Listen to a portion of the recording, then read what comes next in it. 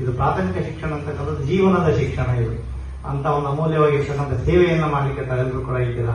ನಿಮಗೆ ಭಗವಂತ ಒಳ್ಳೇದು ಮಾಡಲಿ ಅಂತ ಹೇಳ್ತಾ, ಹಾಗೆಯೇ ಧರ್ಮಸ್ಥಳದ ಗ್ರಾಮಾಭಿವೃದ್ಧಿ ಬಗ್ಗೆ ಧರ್ಮಸ್ಥಳದ ಬಗ್ಗೆ ಹೇಳಬೇಕು ಅಂತ ಹೇಳಿದ್ರೆ, ನಮ್ಮಲ್ಲಿ ಒಂದು ಗಾದೆ ಮಾತಿದೆ. ಏನಂತ ಹೇಳಿದ್ರೆ, ಆಡು ಮುಟ್ಟದ ಸೊಪ್ಪಿಲ್ಲ ಅಂತ. ಆಡು ಅಂದ್ರೆ ಮೇಕೆ. ಆ ಮೇಕೆಯನ್ನ ಕಾಡಿಗೆ ತಗೊಂಡೋಗ್ತಾರೆ. ಯಾವುದೇ ಗಿಡ ಸಿಕ್ಕರೂ ಕೂಡ ಎಲೆ ತಿನ್ನುತ್ತೆ, ಯಾವುದೇ ಗಿಡದ ಎಲೆ ಇದ್ರೂ ಕೂಡ ತಿನ್ನುತ್ತೆ. ಆದ್ರಿಂದ ಧರ್ಮಸ್ಥಳ ಯೋಜನೆಯವರು ಕೂಡ ಪ್ರತಿಯೊಂದು ಕ್ಷೇತ್ರದಲ್ಲೂ ಕೂಡ ತಮ್ಮದೇ ಆಗಿರ್ತಕ್ಕಂಥ ಛಾಪನ್ನ ಮೂಡಿಸಿದ್ದಾರೆ. ಸಮಾಜ ಒಂದು ಒಳ್ಳೆ ರೀತಿಯಲ್ಲಿ ಹೋಗ್ಬೇಕು ಅನ್ನೋದಕ್ಕೆ ಸಾಕಷ್ಟು ಕೆಲಸವನ್ನು ಮಾಡಿದ್ದಾರೆ. ನನಗೆ ನೆನಪಾಗಲ್ಲ, ಸರ್ ಹೇಳಿದ್ರು, ಅದನ್ನ ನೆನಪಿಟ್ಕೊಳ್ಳೋಕೆ ಅಷ್ಟು ಕಾರ್ಯಕ್ರಮಗಳಿದ್ದಾವೆ. ಇನ್ನು ಶಾಲೆಗೆ ಸಂಬಂಧಪಟ್ಟಂತೆ ಅವರು ಬೆಂಚ್ ಟು ಡೆಸ್ಕ್ ಅನ್ನ ಖಾಲಿ ಮೂಡುಬಿದಿರೆ ಅಥವಾ ದಕ್ಷಿಣ ಕನ್ನಡ ಜಿಲ್ಲೆ ಅಥವಾ ಬೆಳ್ತಂಗಡಿ ಮಾತ್ರ ಅಲ್ಲ, ಇಡೀ ರಾಜ್ಯಾದ್ಯಂತ ಬೆಂಚ್ ಟು ಡೆಸ್ಕ್ ಅನ್ನ ಕೊಟ್ಟಿದೆ.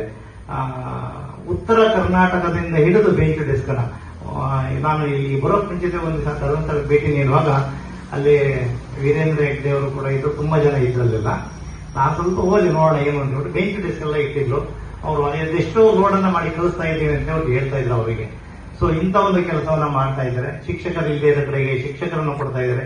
ನಮ್ಮ ಸರ್ಕಾರಕ್ಕೆ ಸರ್ಕಾರಿ ವ್ಯವಸ್ಥೆಯಲ್ಲಿ ಮಾಡ್ಲಿಕ್ಕೆ ಆಗದೆ ಇರತಕ್ಕಂಥದ್ದನ್ನ ಅವರು ಫುಲ್ಫಿಲ್ ಮಾಡ್ತಾ ಇದ್ದಾರೆ. ಯಾಕೆಂದ್ರೆ ನಮಗೆ ಒಂದಷ್ಟು ನಿಬಂಧನೆಗಳಿರುತ್ತೆ. ಆ ನಿಬಂಧನೆಗಳನ್ನ ನಾವು ದಾಟಿ ಹೋಗ್ಲಿಕ್ಕೆ ಆಗೋದಿಲ್ಲ.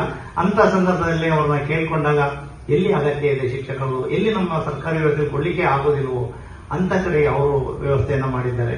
ಆಮೇಲೆ ನಮ್ಮ ಅನುದಾನಿತ ಶಾಲೆಗಳಲ್ಲಿ, ಈಗ ಅನುದಾನಿತ ಪ್ರೌಢಶಾಲೆಗಳಲ್ಲಿ 2020 ವೇಕೆನ್ಸಿ ಆಗಿರ್ತಕ್ಕಂಥದನ್ನ, ಆ ನಂತರ ವೇಕೆನ್ಸಿ ಆಗಿರೋದನ್ನ ಇನ್ನೂ ಅವಕಾಶ ಕೊಡಲಿಲ್ಲ, ಈಗ ಕೊಡ್ತಾರೆ.